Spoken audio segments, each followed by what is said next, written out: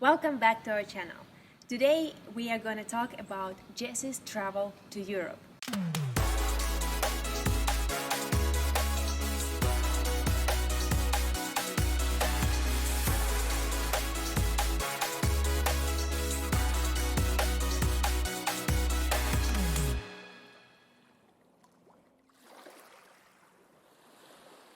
Hi guys, we've teamed up with Zania Travel to share with you their app. Check it out, connect with other travelers, and tell your story. Yeah. Jesse, you've been traveling 5 times to Europe now. It has been. So the first trip was in 2000, then 2011, 2013, 2017, and 2020. 18. 18. Yeah. That's right. So share with us your experience in 2000. How was it? In the year 2000, I was a part of 40 students coming to Europe through Northwood University. And it was called the Term in Europe, which everybody wants to travel to Europe and spend 10 weeks. But actually our program was slightly different than just traditionally going to a university, being there for 10 weeks, and then going back home. We actually had a teacher that traveled with us, and he's quite interesting in himself. We called him Loke Dog. Actually, I forget his last name. Anthony Davenport, I think was his actual name. But he was a professor at Ohio State. And his father started the Term in Europe.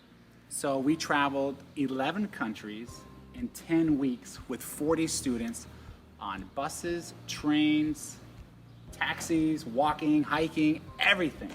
What was the first country you... We landed in Paris. We spent 10 days in Paris, and then our journeys began from there. And we went pretty much from Paris to Prague, back to Germany, through Italy, through a little bit of Austria. I forget, it's been such a long time, but actually we spent about 10 countries in all. Yes. And it was like a complete tour of history, humanities, art, culture. It was awesome. After this experience, you decided to come back, but not just come back for a vacation. Jesse came back for the whole 3 months, right? I did. In 2011, I wanted to come back to Europe. Look, I've seen every ancient ruin, museum, artifact that you would want to see in Europe. Learn the history. Yes. And so I've seen a lot. I really have seen a lot. And so when I wanted to come back in 2011, I just wanted to see the terrain. It sounds weird, but I just wanted to be on the go. You know, I grew up loving trains. I had model trains when I was younger. So I bought the rail pass, and I just went everywhere on the train. And I actually covered about 20 countries by rail. And I did about 10,000 kilometers in just over about 8 weeks. Great.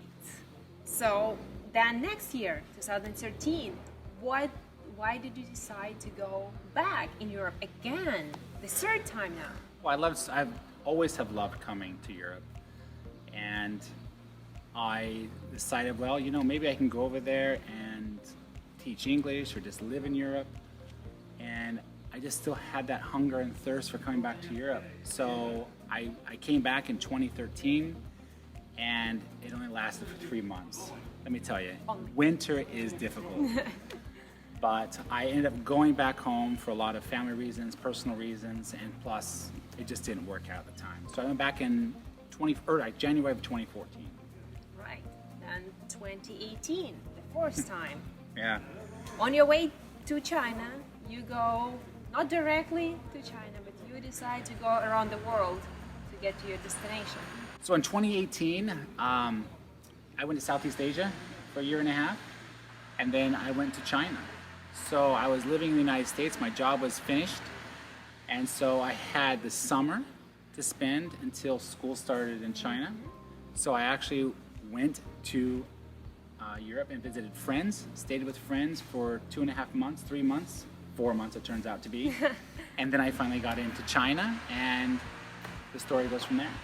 Yes, and unexpectedly, 2020 bring us where?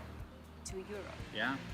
So here we are. We were in Bali for 5 months, and then we left Bali because they said everyone has to leave. Certain people have to leave. Then they don't have to leave if you already have your books or your flights booked. So we decided to go see your mom in Kiev. Yes.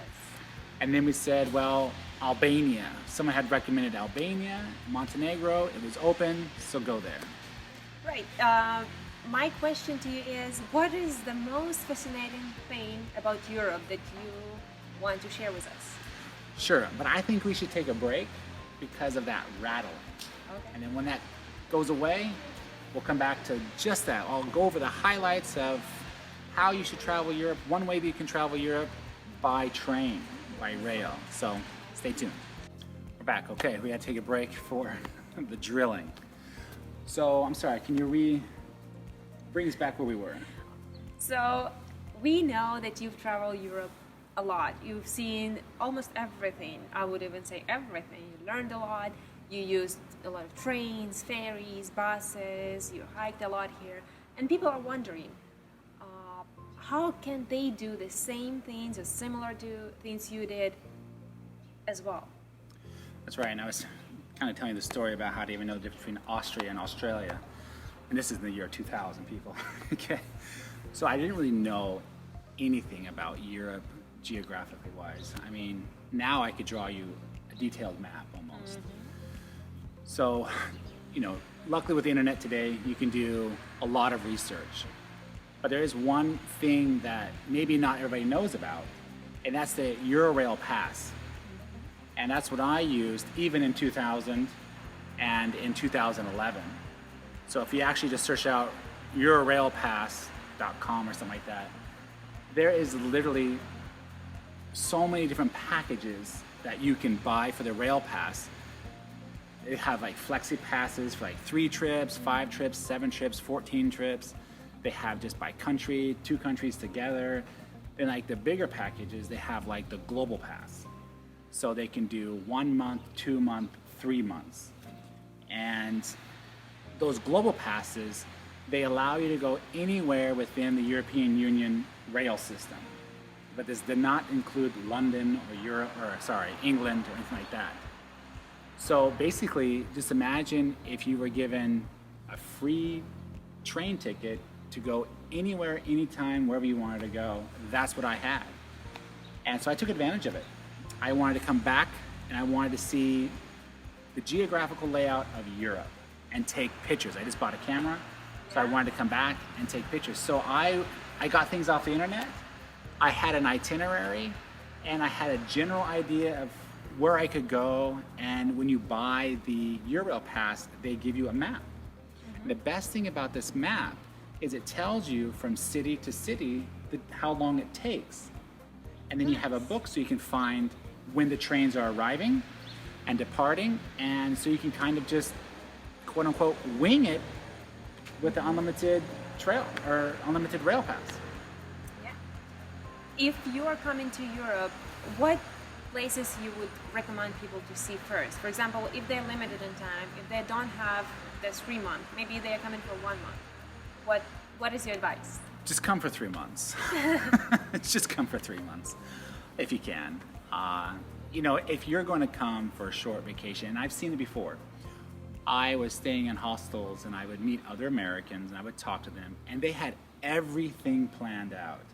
They knew they had pre-booked all their hostels, they had pre-booked all their flights with Ryanair, EasyJet, whatever it is they had.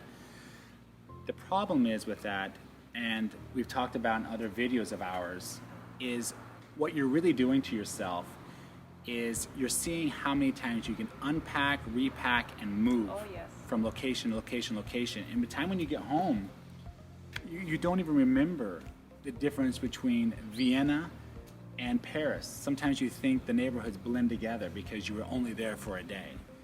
I'm sorry, it's not the way I prefer. I understand people do, and if you're limited, go slow, spend time in one area.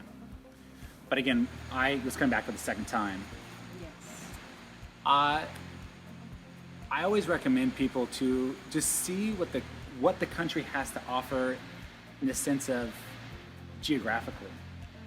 If there's waterfalls, if there's coral reefs, if there's hiking trails, mountains, valleys, open spaces, go and see that. Jump off of a rock.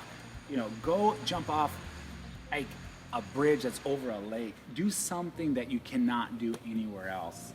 And those are the things when you leave that country you've really experienced. Seeing churches, castles, ruins, it's one thing. Spend time doing that. But as a young traveler today, seek out those places the hidden places. Yeah, that you can't do back anywhere else. And I think that's the key. So when you leave, you really think, I had a unique experience within that country. Yes. Or maybe instead of coming to, for example, 7 countries and you have 2 weeks, come to 3 countries and do your research. And then maybe in the future you will find time to come back again to the countries you haven't been to. Yeah, and some people always want to come to Europe and they think, okay, this is my one and only shot.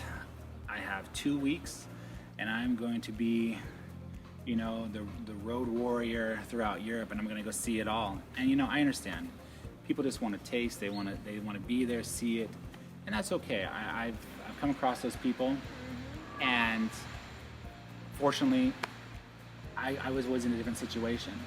But I do recommend, if you're coming to Europe for a limited time, it might be worth just spending more time in one area and get to know that area. So you really feel like when you leave, that place that you were at is kind of coming with you.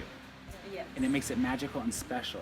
So if you ever come back in the future, you're like, you know what? I spent a lot of time in this region or this particular area. Yes. I can tell It's you a part about of it. me. Yes. Yeah. And I can tell a story about it. What happened here? What food did I taste? Experience what local people do. Mm-hmm. But just do your research and have a general idea of where you want to go, and understand itineraries change. Yeah. And if you're traveling alone, you can meet another group of people. All of a sudden, they will tell you about, hey, we're going to these cliffs. They're awesome. Everyone's going there and jumping off of them for the day. You're like, okay, yeah, I didn't even know about these cliffs. Let's go.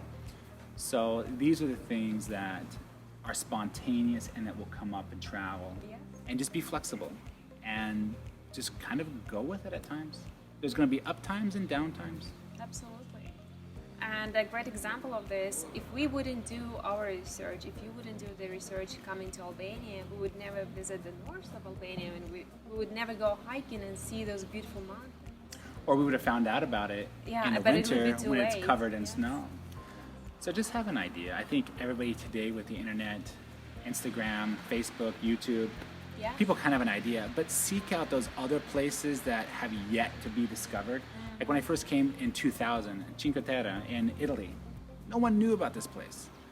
And now it's a major destination that everybody's going there. Everybody's going there. The villages are crowded with full of people. The trains are packed, and it's still a beautiful area. But when you're in a place with thousands and thousands of people, or even hundreds of people, it's just more like shuffling through the streets. Yeah. You cannot. Yes, it's really difficult. We've been in those situations, right? So, 5 times in Europe, and let's sum everything up. And what's your main advice to people who are coming to Europe when the Europe is opening up? When Europe's opening up, and if you are thinking about coming to Europe and something you want to do, just kind of have a general idea of where you want to go, and you're going to get there. You're not the only person going there. There's a lot of ways to get there, and travel by train if you can. I know it can be expensive in times. Buses have opened up more, but if you're going to go by bus, and believe it or not, buses are new to traveling in Europe.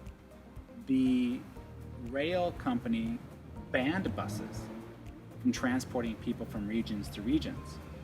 And this has changed lately. So now you do have a lot more bus options. I forget the name of it. I think FlexiBus is one of them. These are relatively new within the last 10 years, maybe even 5 years. Yeah. But here's the catch. Now, you can get those buses for relatively cheap, but they're full. A lot of times they're going to be full, and it doesn't allow you the flexibility. When I talk about the EuroRail pass, you can literally go to the train station at that moment and get on the train and go.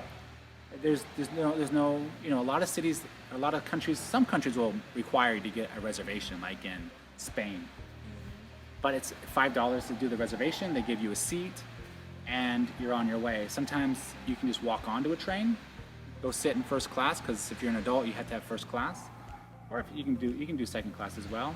And they look at your ticket, and you're okay. So, but going by rail, it allows you a lot more flexibility than piecing it together with a bus. Buses get full, they have different times, this and that. For instance, I left Estonia, flew back to Barcelona,